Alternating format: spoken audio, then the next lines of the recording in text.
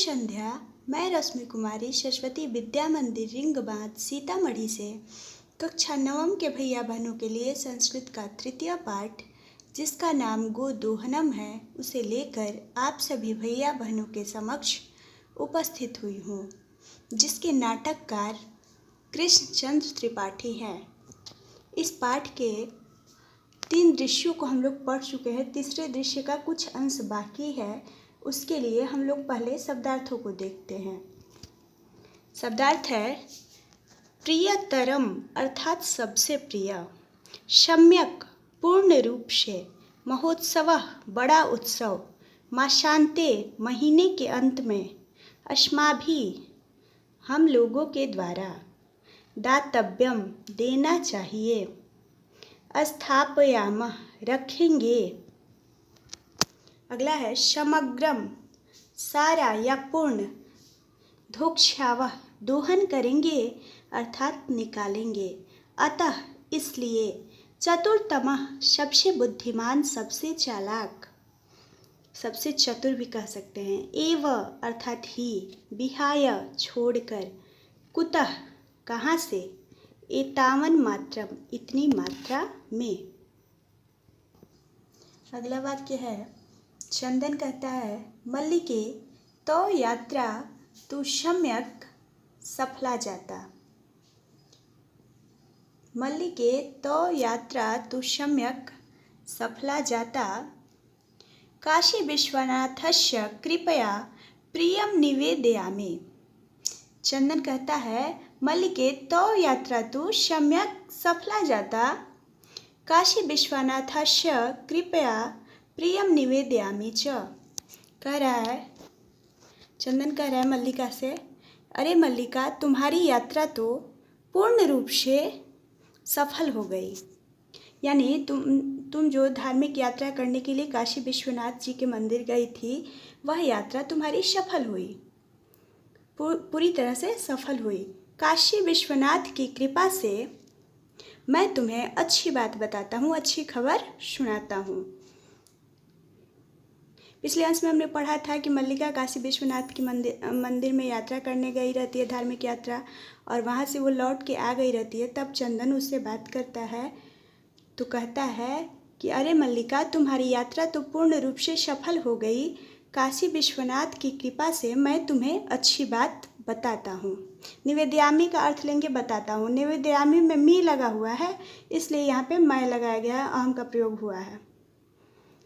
मी लगा हुआ देख कर, मी चूँकि अहम के साथ ही लगता है इसलिए यहाँ पे अहम लगाया गया है।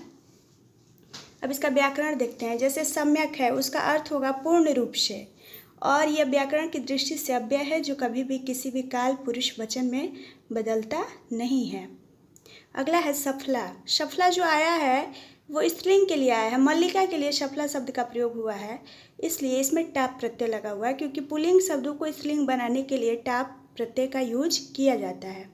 और टाप जहाँ पे भी लगाते हैं वहाँ पे आकार लग जाता है, तो इसलिए सफल में आकार लग गया है। अगर यह पुल्लिंग वर्ड रहता तो सफला रहता। जाता जो है उसका प्रकृति प्रत्यय विच्छेद जन जोड़ कद जोड़ टाप होगा। इसमें भी स्त्रीलिंग प्रत्यय टाप लगा हुआ है। जन धातु है, कद प्रत्यय है और टाप स्त्रीलिंग प्रत्यय है। अगला वाक्य है मल्लिका सा आश्चर्यम, आश्चर्य के साथ, एवं धर्म यात्रा अतिरिक्तम प्रियतरम किम। मल्लिका कहती है आश्चर्यम, आश्चर्य के साथ कहती है, एवं धर्म यात्रा अतिरिक्तम प्रियतरम किम। अर्थात मल्लिका आश्चर्य के साथ कहती है एवं अर्थात ऐसा, ऐसा क्या, धार्मिक यात्रा के अतिरिक्त, धार्मिक यात्रा के अलावा और भी अच्छा सबसे प्रिय क्या हो सकता है। जब वो कहता है कि तुम्हारी धार्मिक यात्रा बहुत सफल हुई, मैं तुम्हें अच्छी बात बताता हूँ, अच्छी खबर सुनाता हूँ, तो मल्लिका आश्चर्य के साथ कहती है ऐसा क्या, धार्मिक यात्रा के अलावा सबसे प्रिय यानी सबसे अच्छा क्या हो सकता है, इससे अच्छा क्या हो सकता है। अब इसका हम लोग व्याकरण देखते हैं। साश्चर्यम, साश्चर्यम जो है स उपसर्ग यहाँ पे लगा हुआ है, तो जिस समास का पहला पद उपसर्ग होता है वो अव्ययी भाव समास होता है, पहला पद अव्यय होता है वो अव्ययी भाव समास होता है। और पहला पद प्रधान होता है वो भी अव्ययी भाव समास होता है। तो यहाँ पे स उपसर्ग है, तो इसका अगर विग्रह करेंगे ऐसे भी श का अर्थ हमने अर्थ बताया साश्चर्यम का, आश्चर्य के साथ। तो शह यानी साथ के अर्थ में हम लोग तृतीया विभक्ति का प्रयोग करते हैं। तो यहाँ पे है आश्चर्येन सहितम, सहितम भी लगा सकते हैं, सह भी लगा सकते हैं। इसका विग्रह आश्चर्येन सह भी कर सकते हैं, आश्चर्येन सहितम भी कर सकते हैं। और शह के अर्थ में तृतीया विभक्ति का प्रयोग होता है। तो यहाँ पे देखेंगे ये अव्ययी भाव समास है और यहाँ पे आश्चर्येन में तृतीया विभक्ति लगा हुआ है। अगला है धर्म यात्रा अतिरिक्तम। हमने इसका अर्थ लिया धर्म यात्रा के अतिरिक्त, धर्म यात्रा के अतिरिक्त या धार्मिक यात्रा के अतिरिक्त। कि यहाँ पे धर्म की यात्रा की बात नहीं की जा रही, उसके अलावे क्या है उसकी बात की जा रही है, यानी अंतिम पद प्रधान हुआ। तो यहाँ पे अगर हम इसका अर्थ ले रहे हैं धर्म यात्रा के अतिरिक्त, तो के जो चिन्ह है वो संबंध कारक का है, इसलिए इसमें हम यात्रा में षष्ठी विभक्ति का प्रयोग करेंगे। तो यात्रा का रूप लता पे चलेगा, तो लता का षष्ठी में लताया होता है, इसलिए धर्म यात्राया होगा। धर्म यात्राया अतिरिक्तम इसका संधि समास विग्रह होगा। और इसमें षष्ठी विभक्ति होगा तो षष्ठी तत्पुरुष समास होगा, अंतिम पद प्रधान भी है। अगला है प्रियतरम। प्रियतरम में प्रकृति प्रत्यय विच्छेद करें तो प्रिय जोड़ तरप होगा। जैसे लघुतमम वर्ड होता है तो उसमें तमप प्रत्यय होता है, लघुतर वर्ड होता है लघुतरम तो उसमें तरप प्रत्यय होता है। वैसे ही प्रियतरम है तो तरप प्रत्यय, प्रिय जोड़ तरप। अगला वाक्य है चंदन कहता है ग्राम प्रमुखस्य गृहे महोत्सवः माशान्ते भविष्यति। ग्राम प्रमुखस्य गृहे महोत्सवः माशान्ते भविष्यति तत्र 30 सेटकमितं दुग्धम् अस्माभिः दातव्यम् अस्ति। ग्राम प्रमुखस्य गृहे महोत्सवः माशान्ते भविष्यति तत्र 30 सेटकमितं दुग्धम् अस्माभिः दातव्यम् अस्ति। कह रहा है चंदन कहता है ग्राम प्रमुख के घर में, यानी गांव के जो प्रमुख हैं उनके घर में महीने के अंत में, माशान्ते अर्थात महीने के अंत में महान उत्सव है, यानी बहुत बड़ा उत्सव होगा। ग्राम प्रमुख के घर में महीने के अंत में बहुत बड़ा उत्सव होगा, महान उत्सव होगा। तत्र 30 सेटकमितं दुग्धम अस्माभिः दातव्यम अस्ति, अर्थात वहाँ 300 लीटर दूध हमारे द्वारा दिया जाना है या हम लोगों को देना है, ऐसा कहा गया है।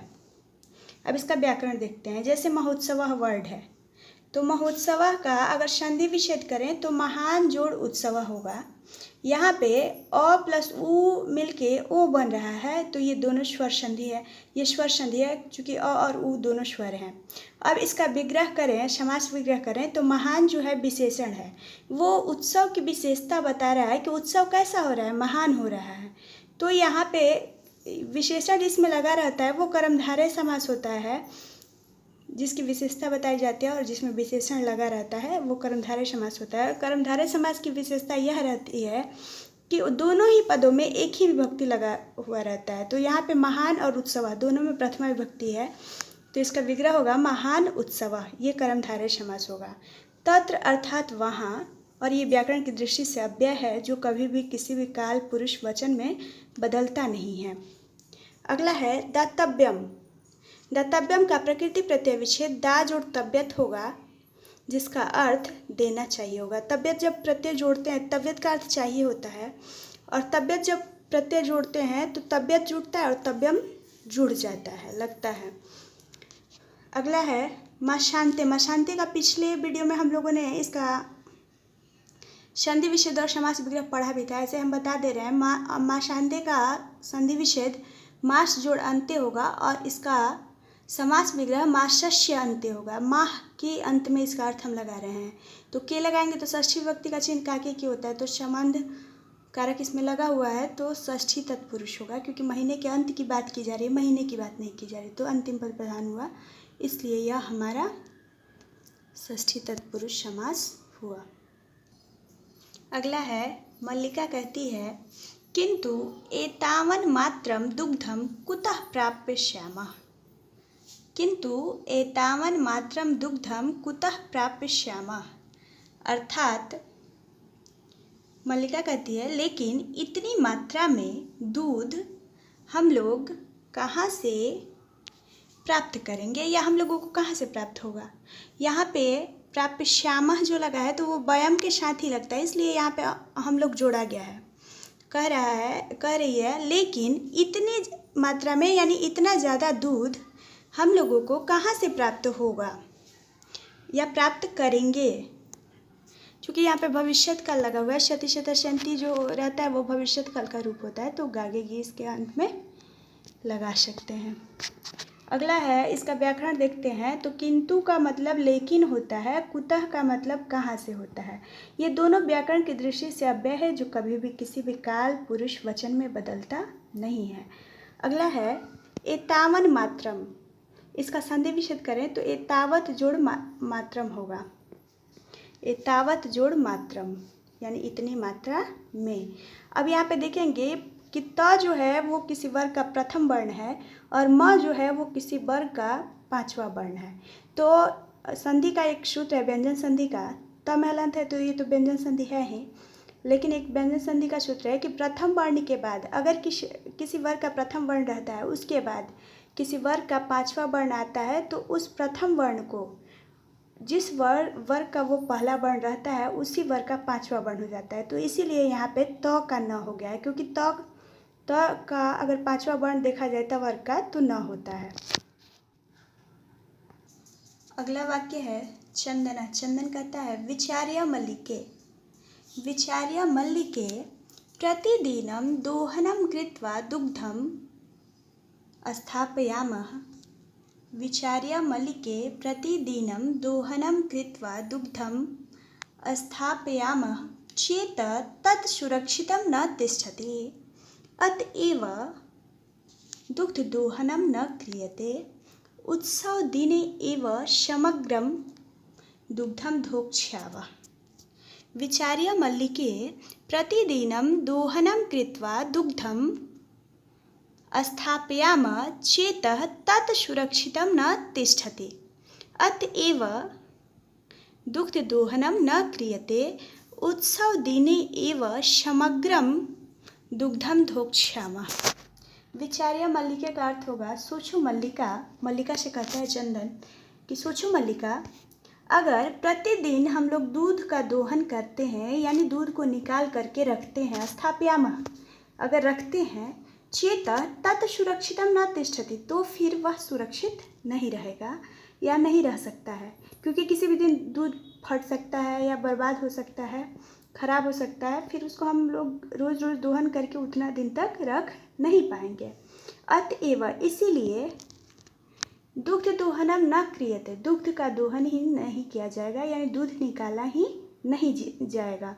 उत्सव दिने एव समग्रम दुग्धम धोक्ष्यावः। जिस दिन उत्सव रहेगा, जिस दिन उनके ग्राम प्रमुख के घर में उत्सव होगा, त्यौहार होगा, उसी दिन हम लोग सारा दूध निकाल लेंगे। अर्थ देखते हैं। सोचो मल्लिका, प्रतिदिन दोहन करके दूध हम लोग रखते हैं, तब उसके बाद दूध सुरक्षित नहीं रहता है, इसलिए दूध नहीं निकालेंगे और दूध का दोहन नहीं करेंगे। उत्सव के दिन ही सारा दूध दोहन करेंगे, यानी सारा दूध निकालेंगे। एक ही दिन हम लोग सारा दूध निकाल लिया जाएगा, रोज़ रोज़ दूध नहीं निकाला जाएगा, ऐसा मल्लिका से कहता है। क्योंकि अगर हम लोग रोज़ दूध निकालेंगे तो वह दूध सुरक्षित नहीं रहेगा, दूध फट भी सकता है। कहता है मल्लिका से समझाता है उसको कि हम लोग रोज़ दूध नहीं निकालेंगे और जिस दिन उत्सव रहेगा, जिस दिन त्यौहार रहेगा ग्राम प्रमुख के घर में, उस दिन हम लोग सारा दूध निकाल करके और उनके पास दे आएंगे। अब इसका व्याकरण हम लोग देखते हैं। जैसे प्रतिदिनम वर्ड है, तो यहाँ पे देखते हैं कि प्रतिदिन केवल कहेंगे तो एक दिन, किस दिन के बारे में कहा जा रहा है ये पता नहीं चलेगा, किस दिन के बारे में हम लोग कह रहे हैं ये पता नहीं चलेगा। अगर प्रतिदिन हम कहेंगे तो इससे पता चलता है कि रोज़ रोज़ की बात की जा रही है। तो यहाँ पे पहला पद प्रधान हुआ और यह हमारा अव्ययी भाव समास हुआ, चूँकि प्रति अव्यय भी है और प्रति उपसर्ग भी है। तो यहाँ पे देखेंगे तो इसका विग्रह होगा, प्रति के योग में द्वितीय और सप्तमी विभक्ति लगाई जाती है अव्ययी भाव समास में। तो इसका विग्रह करेंगे दीनम दीनम प्रति या दीने दीने इति, और ये हमारा अव्ययी भाव समास होगा। अगला है कृत्वा। कृत्वा का अगर प्रकृति प्रत्यय विच्छेद करें तो क्री जोड़ कत्वा होगा। कत्वा का मतलब कर होता है, इसलिए इसका अर्थ करके होगा। समग्रम, समग्रम अर्थात सारा, ये व्याकरण की दृष्टि से अव्यय है जो कभी भी किसी भी काल पुरुष वचन में बदलता नहीं है। अतः अर्थात इसलिए, एव अर्थात ही, और न अर्थात नहीं, ये तीनों व्याकरण की दृष्टि से अव्यय हैं जो कभी भी किसी भी काल पुरुष वचन में बदलते नहीं हैं। उत्सव दिने, इसका हमने अर्थ लिया उत्सव के दिन, उत्सव के दिन पर या उत्सव के दिन।